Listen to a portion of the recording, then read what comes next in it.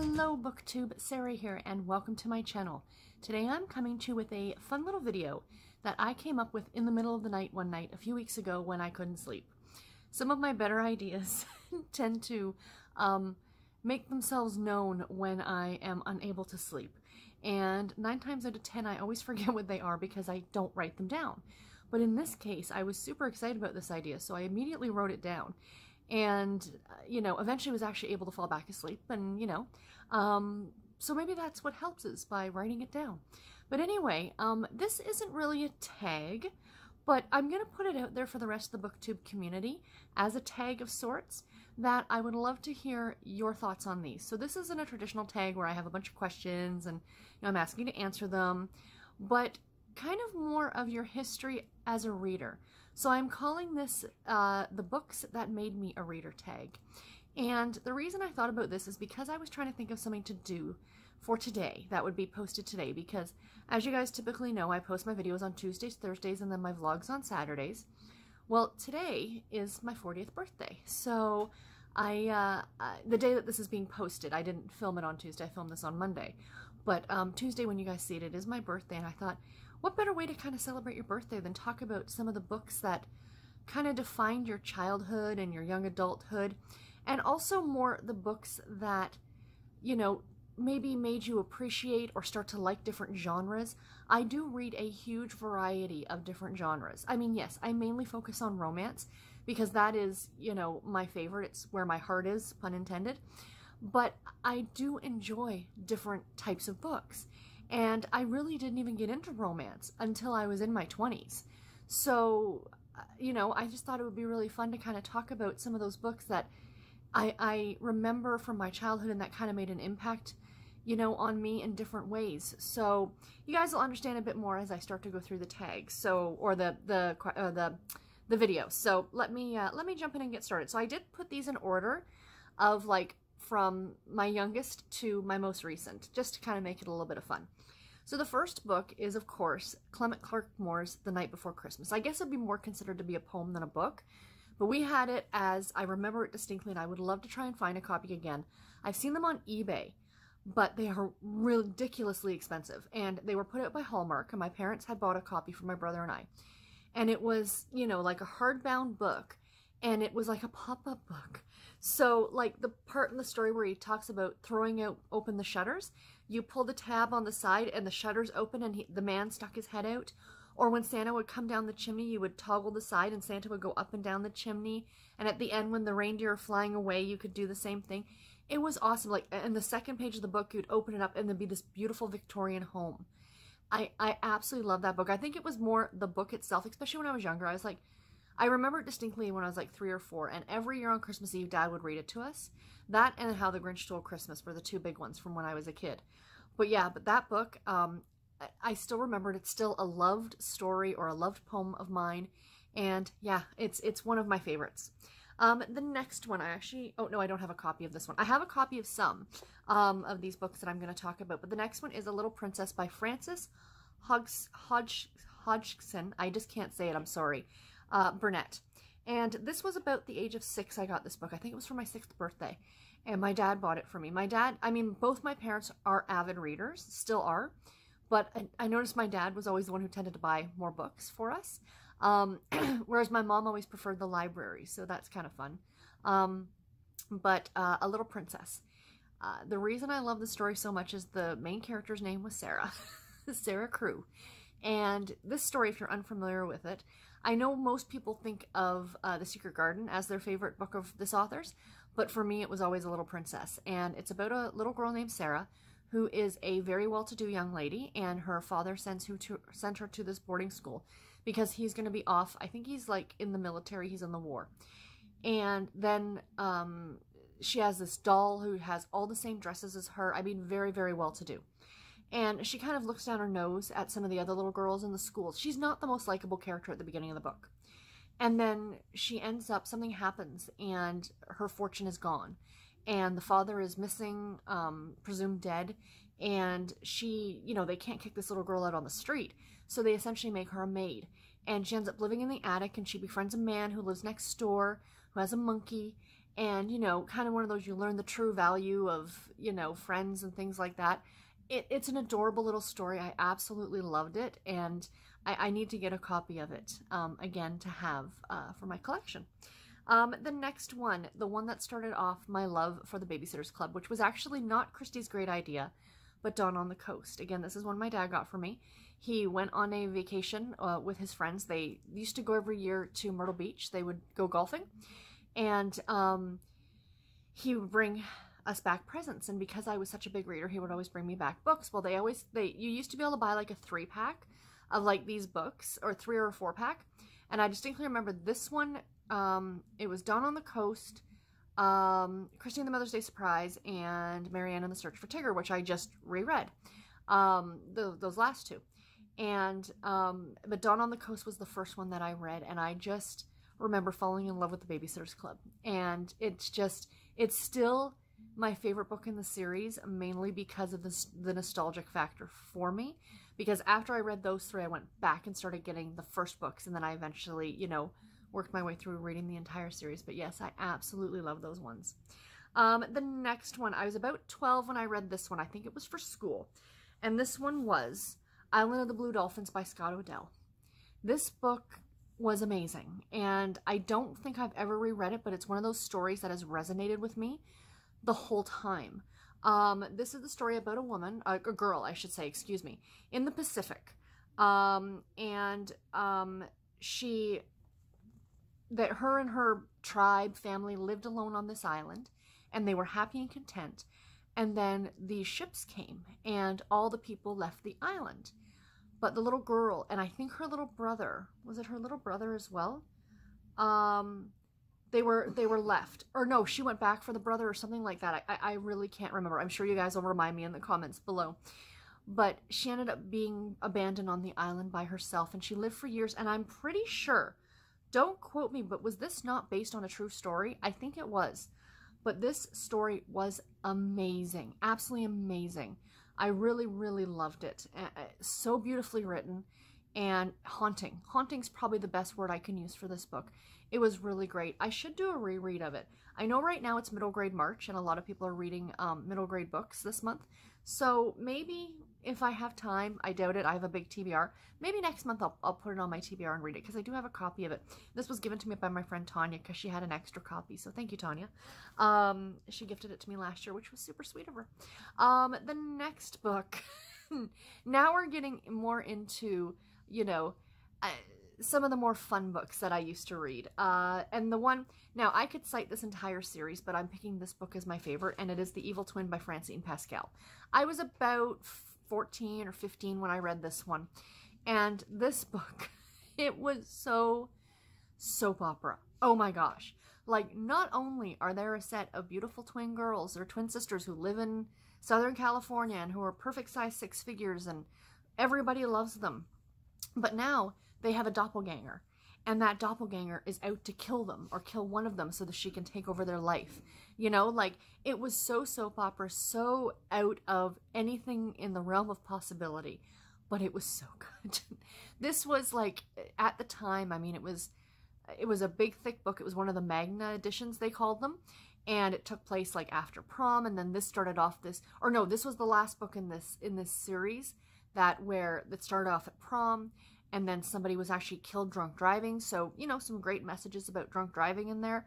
But this is the one that ended that mini-series. And it still sticks with me. I love that book. The next one I don't have a copy of the actual book itself, but I have a copy of one other book from this series. And the book that I'm talking about is The Cat Who Wasn't There by Lillian Jackson Braun. But a copy that I have is The Cat Who Came to Breakfast, a little bit later in the series. This one I found at a used bookstore. My goal is to collect this entire series in hardback eventually and have them for my shelves. But The Cat Who Wasn't There, I read, oh, how old did I say I was? About 15. And, you know, I said that my dad used to go to Myrtle Beach to go golfing every November, but we used to go down in the summer for 2 weeks. That was kind of our family trip. We would drive down. And because we were driving down, me and my brother needed things to do in the car, so we used to make a trip downtown Toronto to the world's biggest bookstore. And at the time, it was legitimately one of the world's biggest bookstores. This was before these huge Barnes & Noble or these huge chapters in to go, those kind of things, well before Amazon. And we would go and kind of be let loose and to pick up whatever we wanted. And I was kind of in a funk because I wasn't interested in reading any of the Babysitters Club stuff. I felt I was too old for it. The Sweet Valley High, I was kind of a little meh. I'd read through all the Nancy Drew, and my mom was in the mystery section, and she pulled out The Cat Who Wasn't There, and she loved this series, and she's like, maybe you should try reading this one. And I devoured that book, and I remember being in Myrtle Beach and us stopping at a bookstore, and I bought a few more so I could read them while we were on vacation, and I fell in love with that series, and I still love it. I am doing a reread of it now. I'm up to book 4. The Cat Who Wasn't There, I think, was into the teens for the book number, but it was a lot of fun. And yeah, I highly recommend this series. If you are a mystery lover, if you're a cozy mystery lover, I absolutely recommend that you pick up the series if you haven't yet. The next one, yes, this is around the time I started to get into V.C. Andrews, because that's my generation. All of us, pretty much, me and my girlfriends, all in high school, we were all reading them. Most of my friends were reading, of course, the Flowers in the Attic series. I personally didn't care for that one. The Ruby series, which is the one that I'm going to mention, and have the picture of up here, is the series that I loved. These were so formulaic. If you read one of the series, you've read all of them, because pretty much they just changed locations and characters' names. Let's be honest, you guys. But this one, in some of the circumstances, but pretty much what I mean by formulaic, each of the books, there was just 4 or 5 books in each series, and they all followed the same. So it'd be the first story was about the main character, and then the second story was about somebody else, and then it went to the main character's daughter or her mother, and you know what I mean, very family drama oriented. But yeah, Ruby was the one that I loved. It took place in New Orleans, which I think is what started my love of New Orleans. I've always wanted to go ever since reading those books. And the fact that it was a twin thing. And twins were a big deal when I was in high school, books about twins. But yeah, the Ruby series was probably one of my favorites. Next up, now we're getting into some more adult books. And when I say adult, I mean geared towards an adult audience. When I was 17 in high school, I took a class called American History and Literature. And now, being Canadian, very interesting to be able to study some American history. And it was a 2-part class. So in the first part of the class, you would learn the history. You'd pick a specific time period and learn the history. And then for the second part of the class, you would learn the literature that went along with that time period. For example, the Civil War, Gone with the Wind, that kind of an idea. So for one of our projects, we had to pick a fiction book dealing with a period of American history and eventually do an essay on it. And I had no idea what kind of a book to pick. And I was talking to my parents, and my dad had this on his shelf, on his bookshelf. My parents had these big bookshelves in the basement. And he's like, you should read this one. And I looked at it and I went, are you out of your tree? That's a long book. I devoured this. I absolutely loved it. California Gold by John Jakes. This is what started my love of epic historical fiction. I loved this book. I went on to read Michener, James A. Michener after this. I've read the North and South series by John Jakes. This book was fabulous. This pretty much traces the history of California. Edward Rutherford is what I've read since I've read him. So again, certain books will make you fall in love with a certain genre. And yeah, I mean, I thought this was so fantastic. I have such a love of history that these books, these type of books, I love them. Some people find them dry, some people find them boring. I find these fascinating because of the amount of history that's included in these. So yeah, so like I said, kind of traces this history of California. From, when does it start? Sorry, bear with. Starts in 1886 and it ends in 1921. So yeah, I mean, and my teachers were so impressed that I picked this up. They're like, you really think you're going to finish that? I'm like, yeah, I really do. And I did, and it was awesome, and I want to do a reread of it because I haven't read it since then, but yeah. So absolutely, if you have never read this one, I think this is one of his lesser-known works, but absolutely recommend it. Next one I want to talk about epic historical novels, Gone with the Wind, which is now one of my favorite books of all time. I had a friend in high school. I read Gone with the Wind for the first time in my early 20s, and this friend in high school, she loved this book and devoured it. And at the time, I was like, I'm not reading a romance novel. She's like, you've got to read it. It's amazing. But in my mind, Gone with the Wind was always a romance novel. And yes, it does deal with the romance between Rhett and Scarlett. but in my opinion, it's not a romance novel. They bill it as being one of the, you know, biggest romance novels of all time, or best known. It's the story of the American South. It's the story of Scarlet. That's what that story is about. If you really look at the relationship between Rhett and Scarlet in that book, it's not a huge part of the book. It's more about Scarlet's survival. I mean, she goes through how many countless husbands. If you've only ever seen the movie, you're missing out on at least 1 or 2 husbands. And she has a few extra children, I think, too, other than Bonnie, that you see in the movie. But yeah, I mean, I finally in my early 20s broke down and decided, okay, I'll read it. And I loved it. I absolutely loved it. Yes, it has its flaws. Yes, it's not perfect, but it is such a sweeping, epic historical novel. Absolutely. If you have not read Gone with the Wind and you've only ever seen the movie, please do yourself a favor and read it. Next up, the book that made me fall in love with Harlequin. This one. Yes, I have a copy. This is Heaven Sent and Shotgun Nanny by Jacqueline Diamond and Nancy Warren. I picked this one up, I remember distinctly. I was in a grocery store or something like that, and I was heading to Peterborough to my grandparents' cottage to spend 2 weeks in the summer. I was working because I was also in my early 20s, and I was going to go spend like a week's vacation or something up there, and I thought gonna need a book to read, a couple books to read. I had a couple on me, but you know, I thought you can never have too many books to bring with you on vacation. And I was looking through the racks, and the Harlequins that I was used to seeing were the ones that my aunt read. The Presents, you know, those it's always like some billionaire or some secret mistress or a secret child, and that just wasn't my jam at the time. I was in my early 20s. And then I saw this one and I thought, okay, the cover looks really interesting. And so the duet series were 2 stories in one. So you got 2 books within this one. Like I said, Heaven Sent and then Shotgun Nanny. And both of them were about women who, you know, inadvertently become nannies. And this one woman who's like a big city woman, she's a doctor, and she ends up on a ranch in Texas looking after these 2 kids. And it was hysterical. Like, these are romantic comedies. And I fell in love with Harlequin after that. I'm like, they are so much more than what I thought that they were from the ones that my aunt used to read. So, highly enjoyable. Unfortunately, this series or this imprint is no longer being published. I mean, these haven't been published in many, many years. But this one's a lot of fun. It's not available on ebook, but if you run across it or run across any of these at a local thrift store, local to you thrift store, I recommend that you pick them up if you're into romantic comedies, because they're a lot of fun. Next up, I forgot to mention, I do have 15 books here that I'm talking about, guys. The next one, book number 11, is Summer at Willow Lake by Susan Wiggs. So yes, I had read this one, which is a romance novel. But what got me into romance novels was this one, The Summer at Willow Lake by Susan Wiggs. I had actually read, prior to this one, The Winter Lodge, which is book 2 in the Lakeshore Chronicles. But this is the first book, and I went back and read this one. And I think, like, you know, I wasn't rating books back then. I was just reading them for pure, I mean, I read books still for enjoyment, but I wasn't reading and reviewing books or leaving reviews. There was no Goodreads or anything at all like that. I think maybe back in the day we had Shelfari. Does anybody else remember Shelfari? But anyway, I kind of like that site quite a bit. I love the fact that they give you, like, it looked like shelves that your books would sit on. Anyway, I'm digressing. So anyway, I had read The Winter Lodge, and I liked it. I would have probably given it like 4 stars or something like that.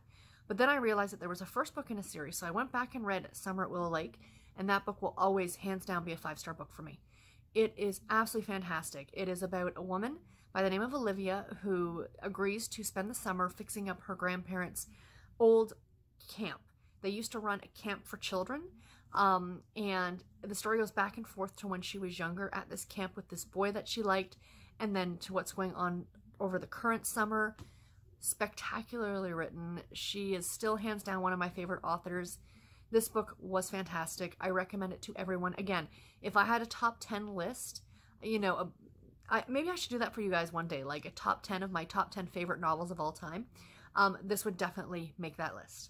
Another book that would probably make that list. I don't have a copy of the book itself, but I have another book in the series, and I mean this whole series I'm in love with, and that is Outlander by Diana Gabaldon. I read this for the first time in my early 30s, and I fell in love with it. I mean, long before there was a television show, long before everybody and his brother was picking up Outlander. You know, I had found a battered used copy at a thrift store, and I thought, this sounds like fun. It's historical, and it was a romance, and I like both those things, so let's try them out. And I fell in love with Jamie. Let's be honest. And I fell in love with Claire. And I quickly started working my way through the rest of the series. I mean, this series is everything. If you guys have not read Outlander, and you've only seen the TV show, I mean, yes, the TV show stays pretty true to the books, but it's always, the book is always better, in my opinion. Not always, but most of the time it's better. And yes, you get the visualization of Jamie, but this just gives so much more. And I've always said, hands down, not only are these the books that kind of gave me that historical romance vibe that I love so much, but more than anything, the Outlander book, because I read it from that battered used copy that I bought at that thrift store. A few years later, I ended up picking it up on audiobook to give it a reread. The audiobook. That Outlander is the book that made me fall in love with audiobooks, because the narration on that book is amazing. Davina Porter, brilliant. Absolutely brilliant. She brings those characters to life. And yeah, so if you have a chance to read it and you haven't read it yet, read them on audio if you can. If you can. They are an investment. I mean, these books are an investment regardless, but even more so on audio, because I think they range between 40 to 50 hours on audio. Absolutely worth every single minute of it. So next up, staying with historicals, the book that made me fall in love with historical romance, like true historical Regency romance. I did not care for Regency or historical romance, you know, your atypical that you would see, because most of them when I was growing up were the bodice rippers that we're all used to seeing. You know, with this woman on the cover with her, you know, blouse kind of half open, and, you know, she's showing however much leg, and Fabio's probably standing behind her with his hair blowing in the breeze. We're all familiar with the books. But then I came across this one. Actually, I think it was a coworker who told me about this one and said, you need to read Julia Quinn. And am I ever glad I did? And that book is The Duke and I, the first book in the Bridgerton series. The Bridgerton series is still my first love. She is the first lady of historical romance, Julia Quinn, in my opinion. She writes characters like nobody's business. She writes scenes that people, random scenes in a book that might last 10 pages in one book in an entire series. And if you mention that scene, the Pall Mall scene in, oh, Colin's Story. Which one was it? Was it Romancing Mr. Bridgerton? I can't remember which one. Those of you who have read it, you know what I'm talking about. The back and forth between these characters is brilliant. Absolutely brilliant. She, you know, some of my favorite quotes have come from her books. There's a great one, is it the first book, where they all storm into Daphne's house or something, and the brothers are going to get him because, you know, he wasn't supposed to marry her or do something with the sister. And a comment was made about them acting like a pack of deranged sheep. I mean, just brilliant. I love them. They are not your stuffy historical romances, and I recommend them to just about everybody.